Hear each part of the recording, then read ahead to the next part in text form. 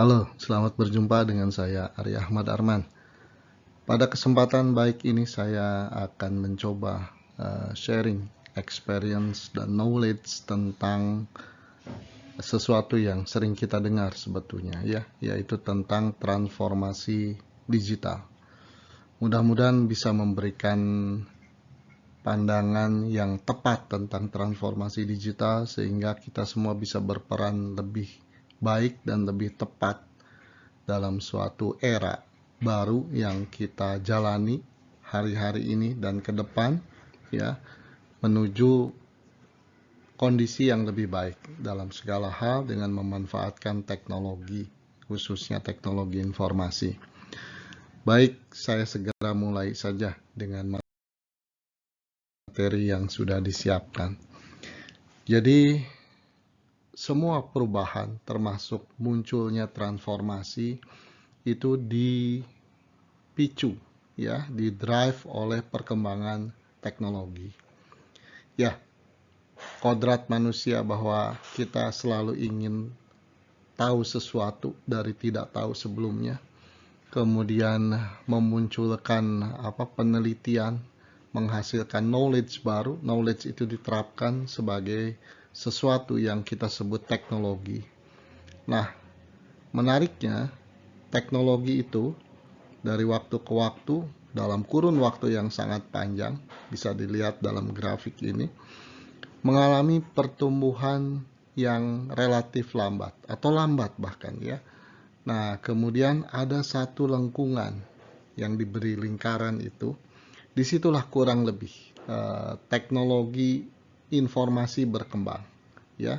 Komputer berkembang sehingga memunculkan exchange ya, pertukaran informasi yang luar biasa. Itu yang memacu pertumbuhan teknologi menjadi luar biasa cepat.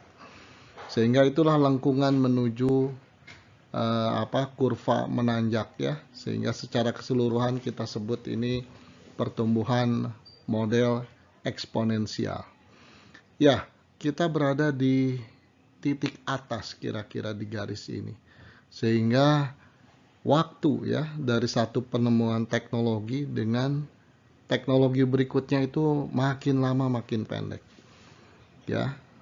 Mungkin kalau ingin saya sebut hal yang paling menarik terakhir ini adalah AI generatif ya. Jadi penerapan AI, artificial intelligence gitu, untuk mengenerate sesuatu. Ya, dalam hal ini misalnya mulai dari mengenerate foto, mengenerate narasi bahkan ya, mengenerate suara, bahkan mengenerate video. Sehingga muncul sekarang perbincangan tidak hanya di Indonesia ya, global, suatu kekhawatiran apakah ini perlu dikendalikan lebih ketat, perlu dilarang bahkan, dan seterusnya. Ya, itulah kira-kira ya perkembangan teknologi saat ini. Baik. Teknologi punya banyak sisi pengaruh terhadap yang lain. Nah, tapi saya ingin meng-highlight dua sisi penting ya, yaitu industri yang melahirkan revolusi industri. Saya kira itu satu hal yang jelas ya. Begitu teknologi tersedia, berpotensi dipakai untuk industri, itu yang akan dengan sungguh-sungguh adopsinya dilakukan untuk memajukan industri. Nah, tapi untuk revolusi industri terakhir ini, yang disebut revolusi industri keempat, ya, maaf bukan terakhir, barangkali ada berikutnya ya, tapi terakhir untuk saat ini, itu ada pengaruh yang kuat terhadap sisi yang lain, yaitu terhadap society atau masyarakat. Jadi teknologi saat ini, belakangan inilah ya, itu selain berpengaruh terhadap industri, punya pengaruh yang kuat terhadap masyarakatnya. Bukan berarti dulu tidak berpengaruh terhadap masyarakat, tapi sekarang jauh lebih kuat pengaruhnya, sehingga memunculkan perilaku-perilaku baru di dalam masyarakat. Nah, ini yang seringkali luput dari konteks transformasi ya. Sehingga kita lupa bahwa transformasi itu kita mengubah sesuatu, mentransform sesuatu menjadi bentuk baru, hasil transformasi, dan ini tidak pernah bisa lepas dari masyarakat sebagai bagian dari environment atau user, bahkan ya main users dari sistem solusi teknologi tersebut. Nah, ini tidak bisa diabaikan. Banyak yang tidak menyadari itu sehingga transformasi sering mengalami kegagalan. Baik, teknologi berubah tadi, polanya eksponensial ya, menanjak dengan cepat. Nah, harapannya adalah teknologi ini bisa memberikan dampak peningkatan bisnis productivity, peningkatan produktivitas bisnis ya. Betul, itu terjadi kalau diterapkan teknologi dengan tepat, produktivitas akan meningkat ya. Nah, namun satu hal yang harus disadari bahwa ini tidak terjadi begitu saja. Artinya begitu teknologi tersedia, produktivitas bisnis otomatis naik dengan sendirinya, tidak. Tapi perlu kita pikirkan bagaimana menerapkan teknologi itu secara tepat ya, sehingga produktivitas naik dengan efektif, efisien begitu. Satu lagi adalah waktu, delay ya. Jadi sejak teknologi tersedia, kemudian kapan, berapa lama produktivitas bisnis itu ikut terangkat dengan ketersediaan teknologi. Nah, ini harus jadi perhatian juga. Karena kalau tidak, nanti ketika kita baru mulai memikirkan penerapan atau adopsi teknologi, teknologinya sendiri sudah berubah lagi kemana, belok lagi kemana. Nanti kita akan ketinggalan terus, ya. Ini harus jadi mindset kita ya, terutama para pengambil keputusan strategis. Berapa cepat ini pengaruh teknologi terhadap faktor-faktor lainnya ya. Ada sebuah kurva ini berdasarkan survei ya. Jadi yang paling cepat mengadopsi teknologi itu biasanya individual. Mengapa? Karena individual itu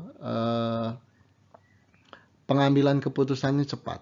Variabel untuk mengambil keputusannya terkendali oleh individual tersebut. Ya, misalnya saja muncul iPhone generasi baru. Maka orang yang punya kemampuan untuk membeli, punya daya beli, dengan mudah bisa mengambil keputusan beli atau tidak. Begitu keputusannya beli, ya dia dapat manfaat, apapun manfaatnya ya, dari teknologi baru tersebut. Beda dengan bisnis. Bisnis perlu perencanaan formal. Bisnis perlu kajian untuk menerapkan atau mengadopsi teknologi-teknologi yang tidak murah. Bagaimana integrasi dengan existing teknologi dan sebagainya ya. Nah, ada satu hal lagi yang tidak kalah penting, yaitu public policy. Makin banyak hari ini teknologi yang terkait dengan policy, mulai dari peraturan begitu ya, sampai level undang-undang yang mungkin perlu dipikirkan bahwa ini durasinya tidak bisa terlalu lama lagi untuk ditetapkan. Kalau kita masih menetapkan undang-undang dengan cara tradisional, terutama kurun waktunya, maka mungkin ketika undang-undang itu disahkan, itu sudah tidak relevan lagi dengan teknologinya. Lalu ini juga memperlihatkan bagaimana teknologi dari waktu ke waktu ke kanan ya, kiri ke kanan, itu bisa mengangkat perekonomian suatu negara. Kira-kira seperti itu ya. Hanya di sini ada dua kategori. Kategori yang merah itu memperlihatkan kategori di mana teknologi sangat besar perannya untuk mengangkat perekonomian. Yang biru itu yang lambat. Nah, kita Indonesia tentunya harusnya, mungkin dugaan saya masih ada di kelompok biru itu ya. Harusnya kita bisa beranjak menuju kelompok merah itu, garis merah. Artinya apa? Kalau di merah, kita bisa memanfaatkan teknologi dengan sangat efektif untuk meningkatkan perekonomian secara besar impact-nya ya. Nah, baik. Sebelum kita bicara transformasi digital, bagian dari 3 pilihan ini, ada baiknya kita mencoba mengkategorikan ya 3 istilah atau 3 bentuk penerapan teknologi digital dalam bisnis, dalam kehidupan sehari-hari. Yang paling sederhana adalah digitization, digitize. Jadi ini kita bicara tentang data, informasi atau besaran-besaran. Ya, apakah itu bisa berupa besaran misalnya uang, ya, bisa besaran data sesuatu yang kita bisa data kesehatan lah dan sebagainya. Jadi ini hanya mengubah bentuk ya. Bentuk yang tadinya di atas kertas misalnya sekarang menjadi digital. Bentuk yang tadinya di kaset lagu misalnya jadi digital. Bentuk yang tadinya dalam DVD film ya, DVD maaf sudah digital ya. Misalnya contoh yang lain adalah film yang masih analog kita ubah menjadi digital. Jadi digitization bicara tentang format representasi datanya. Ya. Nah, ini penting walaupun kita kalau digitization belum bicara processing ya. Tapi syarat suatu data, informasi dapat diproses di lingkungan digital ya formatnya harus dalam bentuk digital ya. Baik, setelah digitization berikutnya adalah digitalization. Ya kurang lebih sederhananya adalah mengubah proses bisnis tradisional menjadi proses bisnis digital berbasis komputer lah, kira-kira seperti itu. Dengan catatan sekali lagi ya, tentunya datanya juga sudah digital formatnya. Baik, itu ya. Jadi di sini ada kecepatan, peningkatan akurasi dan sebagainya. Tapi secara umum yang disebut digitalization biasanya proses bisnis tidak berubah secara signifikan. Hanya ada penyesuaian-penyesuaian kecil disesuaikan dengan penerapan teknologi digital. Nanti ada sedikit-sedikit revisi ya, misalnya saja mengenai cara approval yang tadinya berupa tanda tangan mungkin bisa berubah dengan cara yang lebih efisien ya. Nah, satu lagi adalah digital transformation yang akan kita bahas ini ya. Jadi digital transformation itu tidak sekedar komputerisasi, tidak sekedar menerapkan teknologi berbasis komputer untuk otomatisasi proses bisnis. Tapi kita memikirkan kalau perlu mengubah proses bisnisnya, mengubah model bisnisnya, mengubah banyak hal ya untuk mengejar sesuatu. Ya, sebut saja mengejar value yang lebih baik. Value itu bisa berupa produk yang lebih inovatif, bisa berupa efisiensi yang lebih baik, ya, bisa berupa apapun lah, sesuatu yang berharga di dalam lingkungan bisnis atau organisasi, ya. Itu digital transformation. Jadi kalau kita bicara misalnya sebuah bank sudah memiliki internet banking, sudah memiliki mobile banking, apakah bisa disebut sudah melakukan digital transformation? Kalau itu sebetulnya hanya bentuk lain, ya, bentuk lain dari proses bisnis yang sama, ya, maka saya cenderung mengkategorikan itu digitalization. Tapi kalau ternyata layanannya diutak-utik lah, diubah sedemikian rupa sehingga bisa lebih atraktif dari satu sisi, tapi juga kalau atraktif saja tidak cukup ya, bisa meningkatkan efisiensi pengguna dalam menggunakan layanan. Ya, bisa memberikan satu bentuk-bentuk baru yang inovatif. yang sebelumnya tidak ada. Tapi karena kepandaian kita mereformat lah, katakanlah begitu ya, bisnis kita, sehingga itu seolah-olah menjadi layanan baru. Kalau layanan baru misalnya untuk perbankan memang ada masalah nanti peraturannya mendukung atau tidak. Tapi sebetulnya banyak celah dan sudah dibuktikan oleh berbagai bank yang menurut saya kategorinya sudah melakukan transformasi digital. Jadi begitu ya, digitalization itu lebih cenderung mengotomatiskan proses bisnis yang ada dengan perubahan-perubahan yang ya minor lah kategorinya. Ya, bukan berarti tidak ada manfaat. Manfaatnya sangat besar ya digitalization. Tapi digital transformation kita mentargetkan value yang jauh lebih tinggi lagi. Baik. Jadi secara definisi ya, apa itu transformasi digital? Transformasi digital itu adalah proses that aim to improve an entity, ya, mengimprove suatu entitas. Nah, by triggering significant changes, ya. Saya sengaja berikan warna yang berbeda supaya selalu ingat. Significant changes, kata kuncinya itu melakukan perubahan yang signifikan. Jadi kalau perubahannya tidak signifikan, mungkin belum layak lah disebut transformasi digital. Nah, lalu kalau kita melakukan transformasi, kemana arahnya biasanya? Ya, arahnya itu sebetulnya banyak arah yang bisa dituju. Tapi yang penting tadi significant changes-nya tercapai. Ya, nah ini salah satu referensi berdasarkan survei dari MIT dan Capgemini Consulting. Ternyata ada 3 arah besar dari perusahaan-perusahaan besar yang sudah sukses melakukan transformasi, yaitu ke arah operasional proses.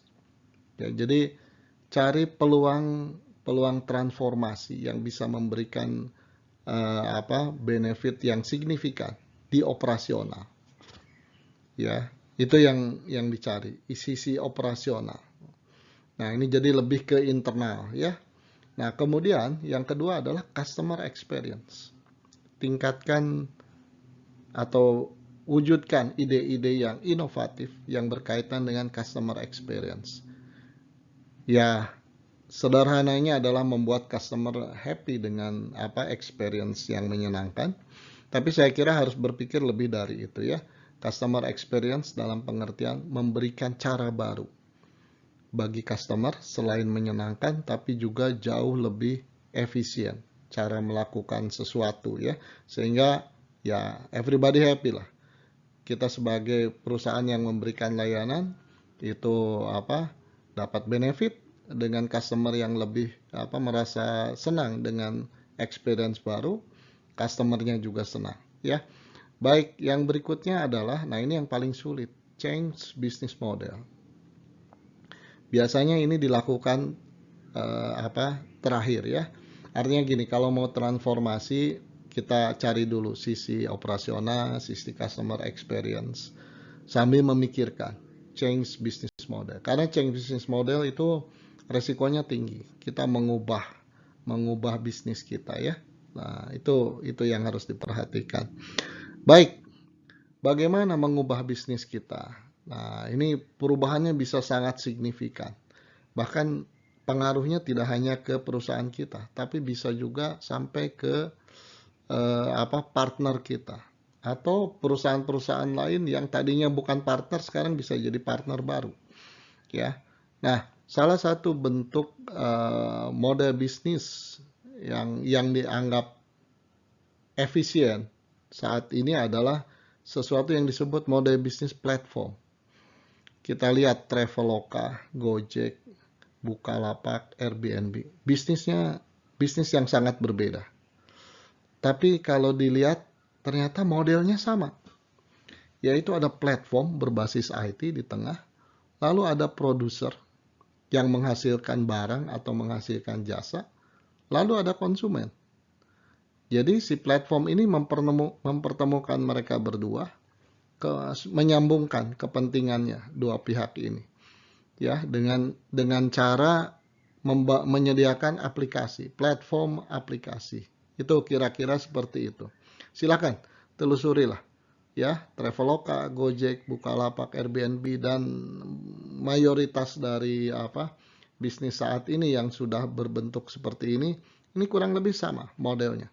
Ya, ada sisi konsumen yang bukan pemilik platform, ada sisi produsen ya, yang bukan pemilik platform. Pemilik platform itu hanya mempertemukan saja. Nah, nanti tentunya ditopang oleh payment gateway dan sebagainya ya.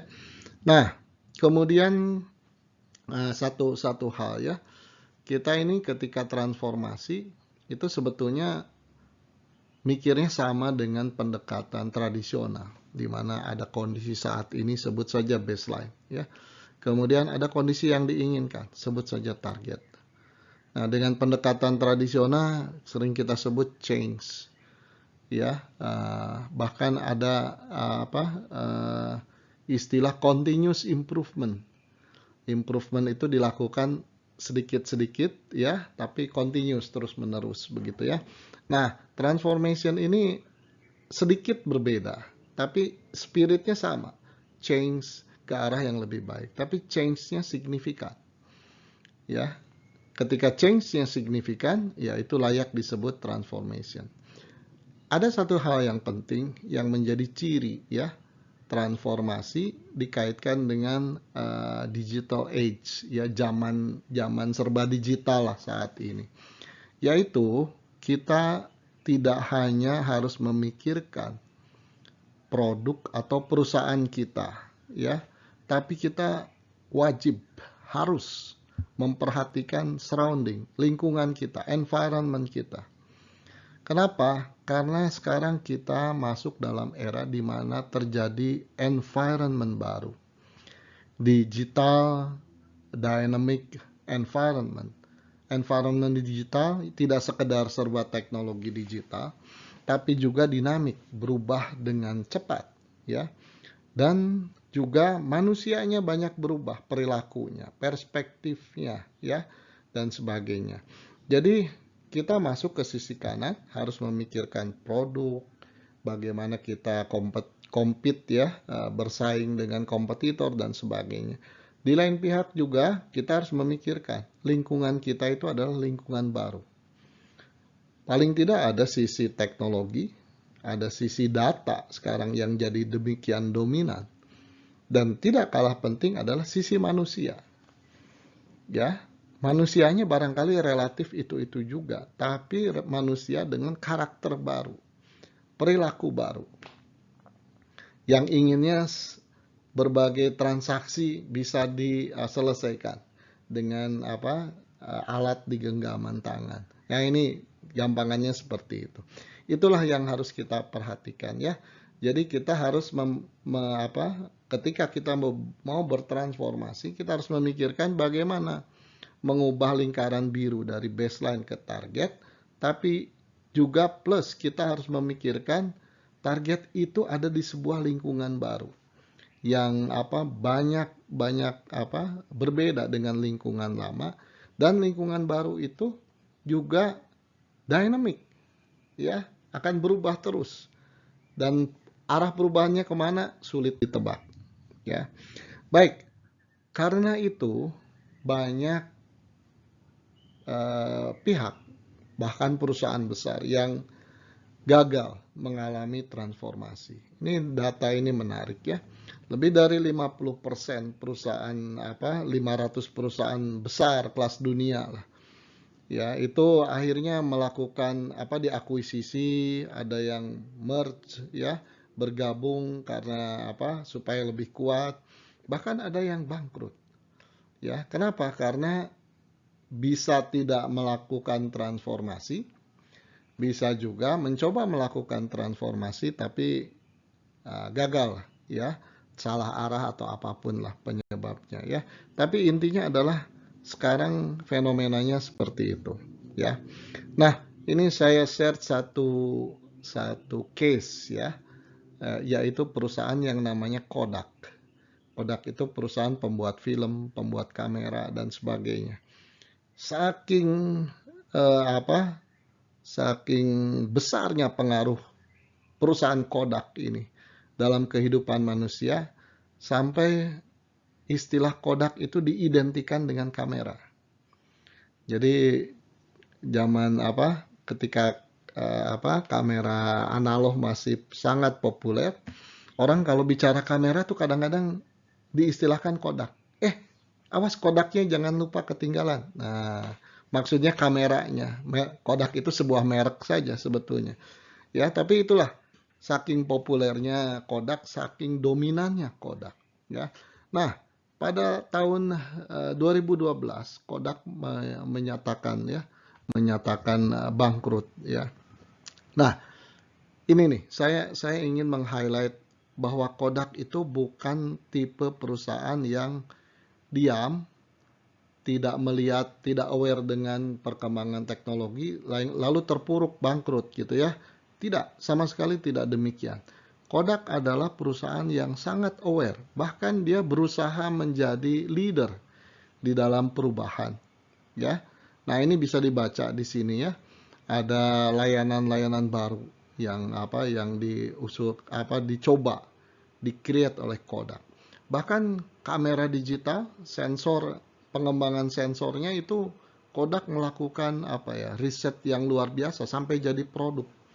Hanya waktu itu Kodak membuat sebuah sistem yang gabung dengan brand-brand yang lain. Tapi akhirnya bangkrut juga. Jadi artinya Kodak ini sudah luar biasa melakukan inovasi, ya. Inovasi, nah tapi bangkrut juga. Kenapa? Nah, ini entah faktor yang mana itu tidak cukup. Banyak analisis itu. Tapi salah satunya adalah bisnis model. Artinya Kodak dari sisi teknologi itu sudah melakukan berbagai inovasi, berbagai upaya, begitu ya. Tapi teknologi saja tidak cukup. Ya, kita harus memahami karakter pengguna, karakter baru dari pengguna, lalu memikirkan model bisnis yang baru bagaimana. Tidak bisa cara pandang model bisnis lama masih kita pertahankan. Baik, kalau dirangkum ini ya, pemahaman transformasi itu apa tadi dan kegagalan transformasi, mungkin ada baiknya kita memahami apa yang dipikirkan oleh satu ahli manajemen yang terkenal ya, Peter Drucker. Ya, beliau itu mengemukakan satu pemahaman ya di dalam digital age, di dalam era digital ya. Jadi menurut beliau itu ada misalignment antara kapabilitas saat ini ya. Jadi perusahaan punya kapabilitas, kemampuan apa, punya andalan teknologi apa dan sebagainya. Itu misalign, tidak align lagi dengan sesuatu yang berkembang di market needs-nya. Ya. Jadi market udah mulai belok tadi yang saya katakan di lingkaran surrounding-nya itu. Ya, itu udah belok kemana? Jangan sampai kita salah gitu. Ya, jangan sampai seperti Kodak gitu, udah all out inovasi teknologi, ternyata salah juga. Karena sekarang mungkin istilahnya itu market oriented menjadi hal yang penting daripada capabilities oriented. Artinya bukan saya yang menentukan produk itu bagaimana. Walaupun itu ada yang membuktikan masih jalan juga prinsip itu, tapi secara umum sulit itu menerapkan prinsip itu. Ya, jadi organization fail to understand and radical natures of new digital technology. Jadi kita harus paham teknologi itu peluang-peluangnya kemana, sejauh mana sudah mengubah market kita, nah baru kita masuk. Ya, baik, saya kira itu saja yang bisa saya sampaikan ya. Mudah-mudahan memberikan manfaat buat Anda semua. Terima kasih.